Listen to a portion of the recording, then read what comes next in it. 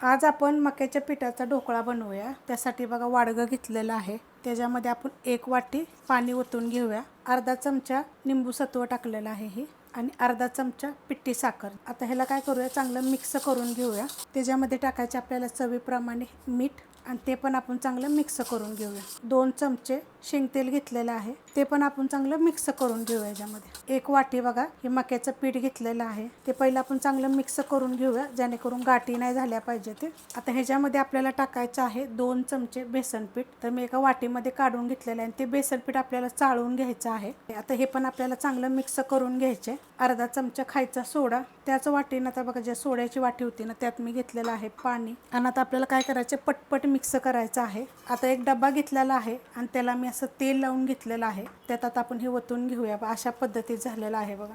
आता हे आपण ठेवून देऊया। कढईमध्ये बघा मी पाणी गरम करत ठेवलं होतं 1 ग्लास, त्याच्यावर मी स्टँड ठेवलेला आहे। पाणी मस्त असं उकळलेलं आहे। गॅस आहे मीडियम आणि आपल्याला तर मीडियम गॅसवरच ह्याला 20 मिनिटं शिजवून घ्यायचं आहे। 20 मिनिटं आपल्याला ह्याचं बिलकुल झाकण काढायचं नाहीये। आपण झाकण काढून बघूया 20 मिनिटं झालेले आहेत, शिजलाय का। मध्यभागी बघायचं शिजला आहे बघा, ह्याला बिलकुल चिटकत नाहीये। तर गॅस बंद करायचा आणि आपण ह्याच्यावर झाकण ठेवूया आणि ह्याला थंड करून घेऊया। पॅन ठेवलाय गरम करायला, त्यामध्ये आपण तेल टाकून घेऊया, गरम होऊन देऊया। त्याच्यामध्ये छोटा 1 चमचा टाकणार आहे मोहरी, त्यात टाकायचे आपल्याला हिंग, त्यात टाकायचे आपल्याला हिरव्या मिरच्या, कढीपत्ता आणि हिरव्या मिरच्या आपल्याला चांगल्या भाजून घ्यायच्या आहे। त्यात टाकायचे आपल्याला पाणी, त्यात टाकणार आहे मीठ, 1 चमचा साखर, मिक्स करून घेऊया। साखर टाकलेली चांगली वितळलेली आहे आणि मी चांगलं उकळून घेतलेलं आहे। गॅस करणार आहे बंद। आपण आता ह्याला थंड होऊन देऊया।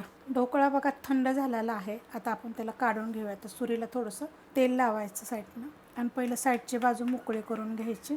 आता एक आपण प्लेट घेऊया आणि पलटी करून घेऊया। हा बघा लगेच निघाला। जाळी बघा किती मस्त असं बघा जाळीदार झालेला आहे। सरळ करून घेऊया, कट करून घेऊया। कट करून घेतलेला आहे बघा मस्त असं। हे बघा किती जाळ्यात। आता ह्याच्यात थोडीशी टाकणार आहे मी कोथिंबीर। मिरच्या कशा चांगल्या भाजायच्या, म्हणजे काय होतं माहिती आहे का, त्याच्यामध्ये तिखटचं मुरतं। अशा पद्धतीने मी तुम्हाला झटपट असा ढोकळा दाखवलेला आहे।